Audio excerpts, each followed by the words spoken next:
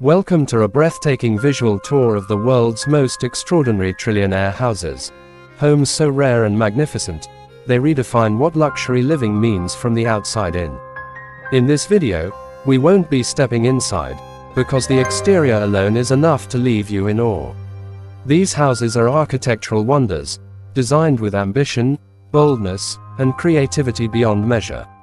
Each one is built to stand out, to dominate its surroundings, and to tell a story of unlimited wealth and vision.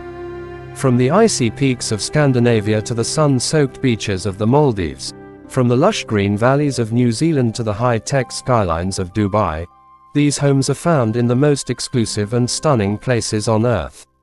Some homes rise like glass sculptures, their walls reflecting oceans, forests, and mountains, blurring the line between nature and construction. Built with cutting-edge materials and futuristic concepts, these modern homes feature sharp edges, bold silhouettes, and floating levels that seem to defy gravity. They're designed to be seen from every angle, with rooftop gardens, cantilevered terraces, and panoramic balconies that give 360-degree views of the world below.